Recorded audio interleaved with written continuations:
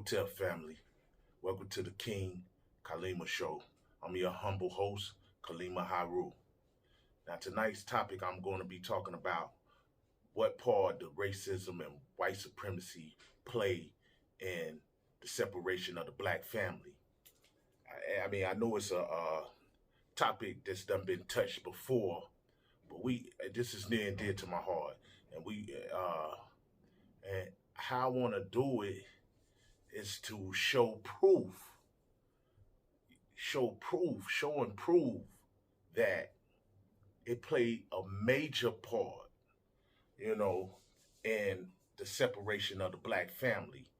And I'm not going to try to beat up on the queens, because a lot of times you just don't know. I mean, if you just don't know, you don't know. So with us not knowing things, we tend to play a part in it, I mean, that's the same thing. If we look back at my life, I look back at my life and I did some things that I'm not proud of at all. One might call me a savage. I mean, if I look back at the days of Butch Crank, before it was Kaleema, before it was Poker Face, that's a savage. I played a part in the savagery, and it was based on my surroundings. I was the product of circumstances, like all of us are. We are the product of circumstances, the circumstances in which we live in. You'll become whatever your environment will have you be. So the first thing I want to look at is how this whole situation between the black man and the black woman started. Now, I say it started where the separation, because we know that the Atlantic slave trade did a lot of separation, but I'm saying where we decided we're going to divide ourselves, and I'm gonna call it like it is. This started with the welfare state. It started with the welfare state, period, point blank. Because when you look at the welfare state basically told black women, you don't need that black man. I'm your man. Uncle Sam is your man. The government becomes your man. But look at what it did.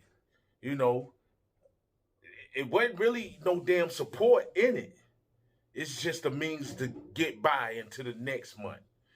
And really, if you grew up on welfare, that shit wasn't real. That shit wasn't real at all. Make it to the next month, my ass. I mean, it just wasn't happening like that. But let's check this out right here. Here's some proof what I'm talking about, and they already know. Not to try. They may never learn to pull themselves out of poverty one step at a time. Like some giant drug pusher, their government has lured them into dependency on a system that will maintain them in permanent poverty. In every respect, welfare has backfired. Government's like a giant drug pusher? Oh, that's absolutely right. The welfare state has done to black Americans what slavery could not have done, the harshest Jim Crow laws and racism could not have done, namely, break up the black family. That is, today, just slightly over 30% of black kids live in two-parent families. Historically, from 1870s on up to about 1940s, and depending on the city, 75 to 90% of black kids live in two-parent families. Illegitimacy rate is 70% among blacks, where that is unprecedented in our history. Now, it's not just a matter of a racial thing. In Sweden is the mother of the welfare state, and illegitimacy in Sweden is 54%. And why does a welfare state create illegitimacy? Well, because, look, if you subsidize anything, you're going to get surpluses of it. And if you tax something, you're going to get less of it. If you did not get welfare, then people would decide, I'm going to go out and get a job. I'm going to live more responsibly. I'm going to get married before I have children. That's right, yeah. But the welfare state actually discouraged some men from marrying the woman. Oh, yes. She would lose the check. That's right. The government has said to many young women, I am the father. Yeah, and so the father, black males, have become dispensable. All right. Check family. You seen that? I know you did. I mean, and the whole point of me showing that is because it's not coming from us. And when I say us, I'm saying it's not coming from a melanated person's perspective or ideal. You know, this is strictly the Tomahawk telling you how the welfare state disemboweled the black family. You know, that's the Tomahawk telling you that.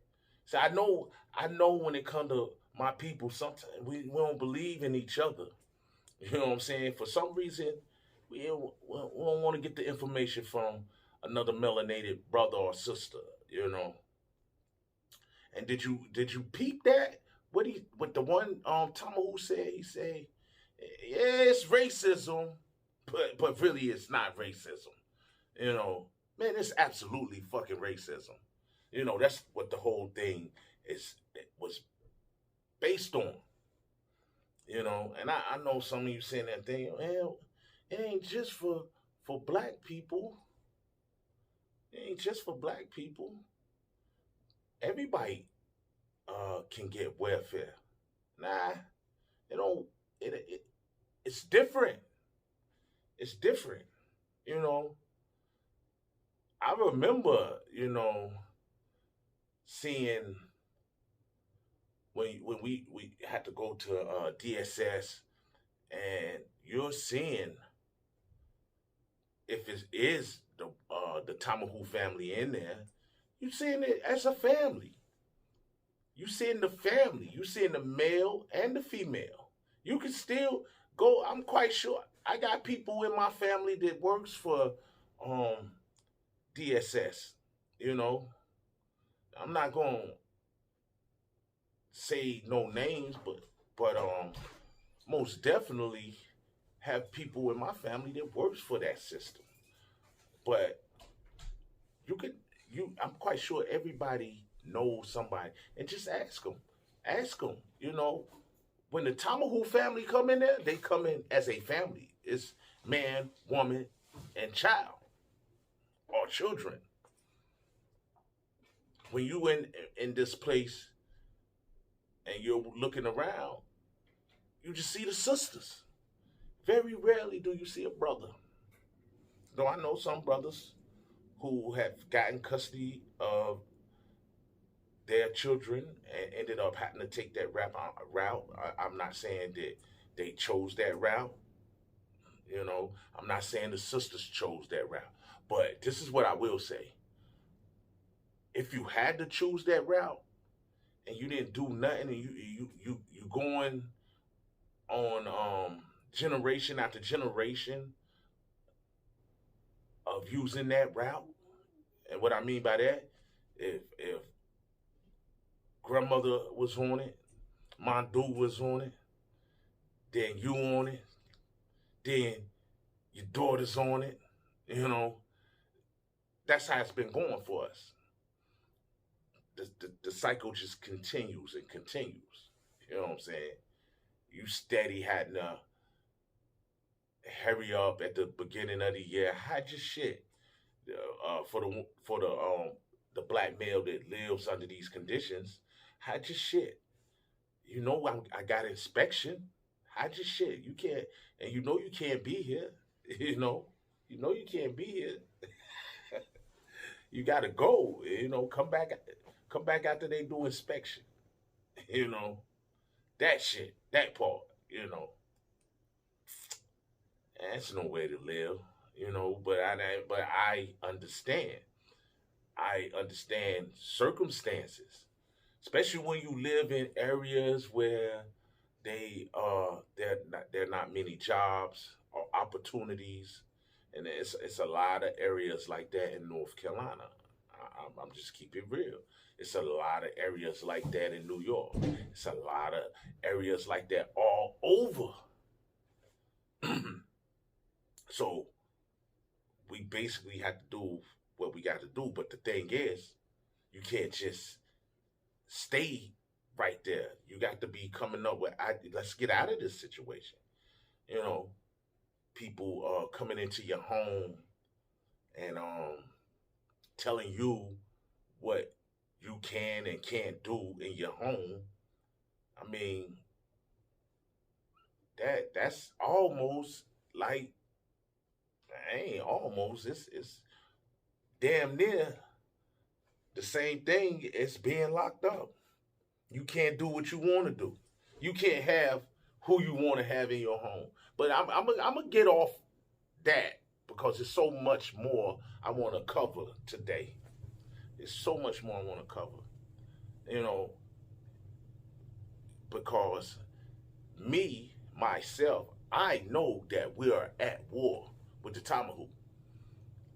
Now, when I say this, a lot of my comrades, now I ain't gonna say my comrades, because they know. If they hotepping when they stepping, they know. You woke, you woke. You asleep, you asleep. That's just you. All this, you gotta love everybody. Okay, love everybody. Nobody's telling you not to love everybody. You know, that's what we always say. God wants us to love everybody. I mean, Jesus wants you to love everybody, you know. And I'm not going to get into the religion aspect of it, not at the moment, you know, but I will be addressing religion. You can believe that. You can believe that. But I'm not going to get into that right now. I just want to say, you know, that having love for yourself and having love for your people and worry about the well-being of your people, you're melanated, I'm melanated, your surrounding is melanated. So to have that kind of concern and kind of love for your people doesn't make you racist. We already know we cannot be racist. If you don't know, there is no possible way that a melanated person in this day and time can be racist, then you're still asleep. It's just not possible. And eventually I'll break that down to you. I got to feed you slow. I got to feed you slow to wake you up. But yeah, it's no way that we can be racist. It's just not possible in this day and time. Even when we could have been racist, it just wasn't in us. Like during Mansa Musa's time, we could have been racist. We really could have been racist because we were controlling the world. We was controlling the world, but we wasn't being racist. And we didn't start a campaign to eliminate the tomahawk. We tried to educate. Yeah. We gave them civilization. Yeah, that was us. But see, I'm gonna get to all that. Not this show, but soon. I gotta give you the facts. I gotta give you the facts. I gotta get the sources together so that you can't debunk it. It's got to be real. But let me get back to my point. My point is, we dealt with the welfare state, and that was just one source. Now I'm going to deal with this whole war campaign that they have against us. You think it ain't real? You think they've been at war with us?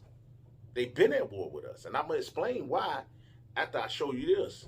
I asked a lot of people this question: what do you know about the NSSM 200? I mean,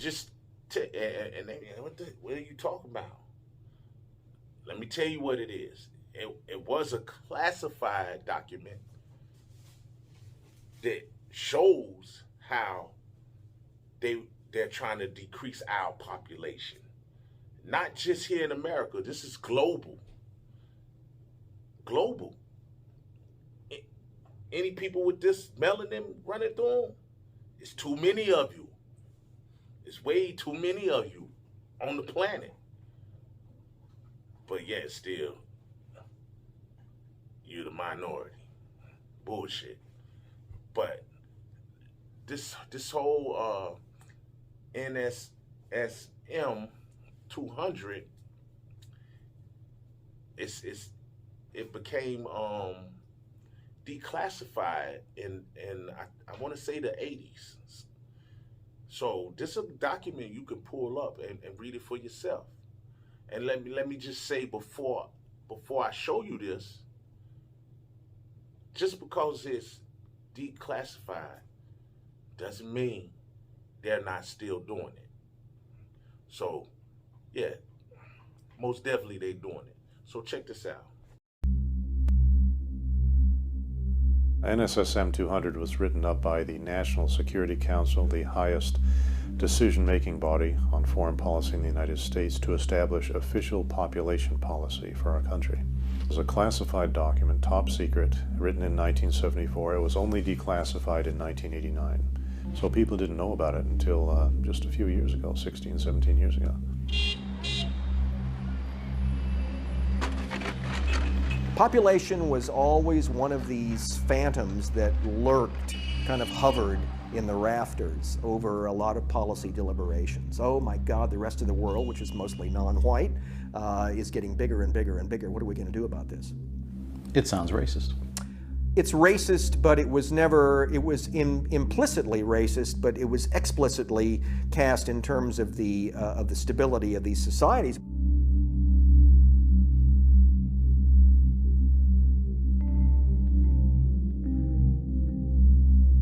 Soylent Green, people eating people.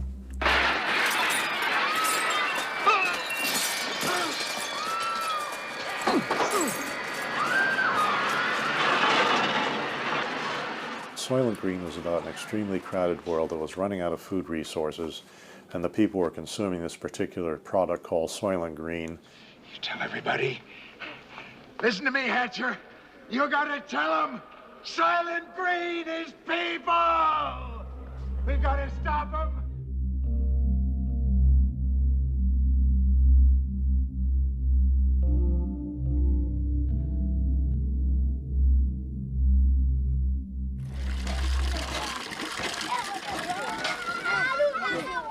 We see Africa as a threat because in 30 to 40 years, the average African will be 31 years old. The average European will be 52 years old. The average American will be 45 years old. And so what we have here is a very young and vigorous continent with lots of natural resources, and the United States sees this as a direct and proximate threat to our world domination in the future.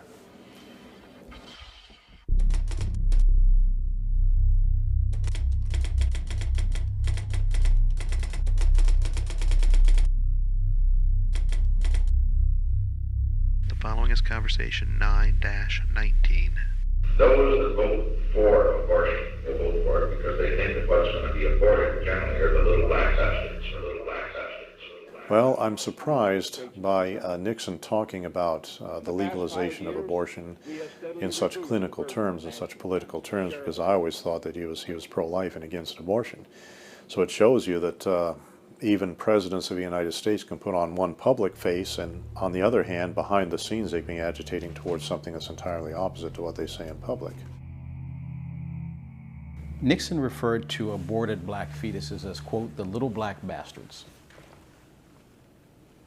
Surprised? No, no. That's the way he thought.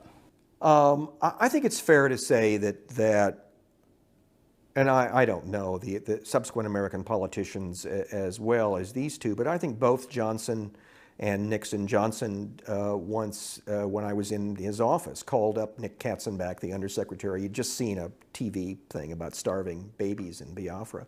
And he called him up and he said, "Nick, we got to do more to get these little starving nigger babies off my TV screen."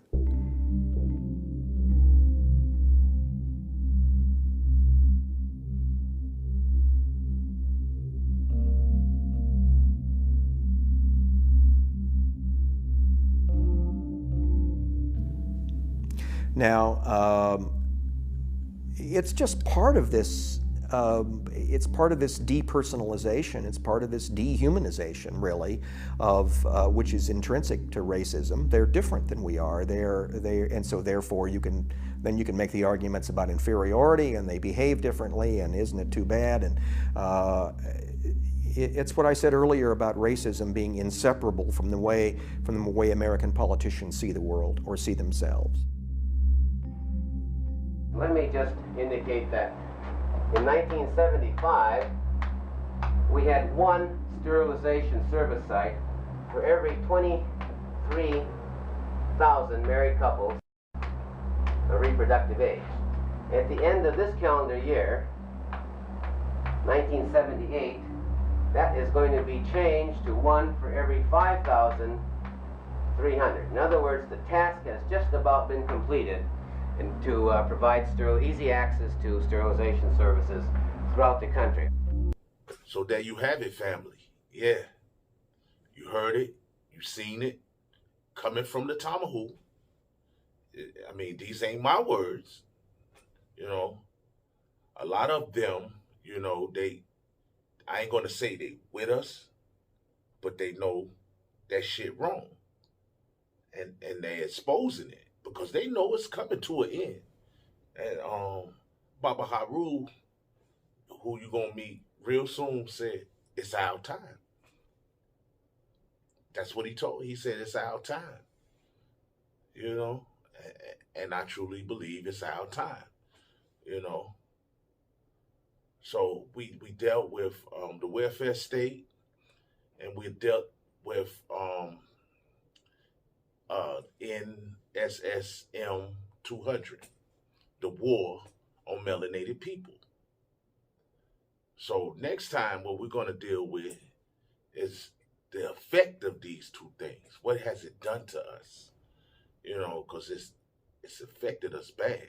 I mean, if you don't know it's affected us bad, just go on social media and we look at this whole Amber Geiger thing, this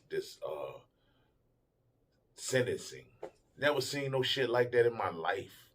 You know, it's affected us bad. We always gonna play the mammy, Sambo, Zip Coon, you know, because that's what I seen. It was downright damn disgusting. You know, this woman went into a man's house and killed him dead, and was convicted of murder. Now, I watched that trial. I listened to it while I worked the Tomahawk's job, because I'm still doing that right now, as I explained. I mean, it's a short time. I mean, time's almost up, Tomahawk. But I listened to this trial, and I watched when I could. But one thing that I do remember, this bitch said, and yeah, I said bitch, hell yeah. This bitch said she meant to, that was her intentions, to murder that brother. She feared for her life. So her intentions was to murder this brother. And that's what she did. And she was convicted of murder. And I've been through this so-called justice system, and I ain't never seen the judge give no hugs to somebody they just sentenced. I ain't never heard of that shit. That's some new shit. That's brand new. let me hug her and take my Bible. You take my Bible with you.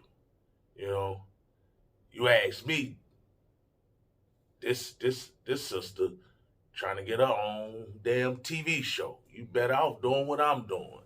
You know, instead of selling out your people, you know, catering to the tomahawk. You know what I'm saying? You crying for her. Damn judge crying for her. What about Bo? Bro ain't coming back. I ain't even gonna talk about his damn brother. That's even more disgusting. Some motherfucker talk about, I don't want you to go to jail. The fuck? I was waiting on him to say, I don't want you to go to jail. I want a cup of blood for every motherfucking second my brother ain't right here. That's what I want. I want you to take a dirt nap. I want you to have that same thing my brother got. And maybe a couple of your people too, because all he was doing was watching YouTube and listening to some music and eat some damn ice cream. Now he dead. Black, dead from being black while eating ice cream and watching TV. And your damn little brother out here, I mean, you done ascended to the Ogungun, and your damn little brother down here telling the motherfucker, your murderer, he love her. Fuck, you want some, I ain't gonna say it, but this ain't no show for kids anyway. So, but yeah, we gonna look at, next time we gonna look at what this welfare state and this war that they have put on us. We're gonna look at what it's done to us mentally, because that's crazy. I don't know what the hell I was watching. I was like, yo, what the fuck is this? I'm sorry for my language. I haven't gotten to the point where I could just turn it off when I mean, it looked like I'm angry about that shit. I mean, the smile there, cause the shit is typical. It's typical as hell, man. How people always damn apologizing. I mean, not apologizing, I'm sorry, but always saying, I love you, and always saying, I forgive you to your oppressor, your murderer. You know, Jesus gonna fix it. All that, man. I'm tired of that. I'm tired of that. I'm tired of it. So I feel like this is what we have to do. We got to talk about this shit. But let me finish getting this shit together. And as you can tell, you know, this is my first time doing this type of shit, you know. So it's gonna take me a little time to get my delivery straight. I'm used to getting that mic and bow, you know, but just having a conversation with the people, I ain't been doing that. So this is new to me. So bear with me. It's gonna get better. I promise you that. But anyway, at the end of the day, hotep to my family. And you know who my family is. When I say hotep to you, you know I'm talking to you. And like always, please hit that subscribe. Oh yeah, my cousin Jira told me to say, hit the bell too for the notification for when these joints pop up. So hit the bell and subscribe to King Kaleema TV. Hotep to you, family. Peace and black power.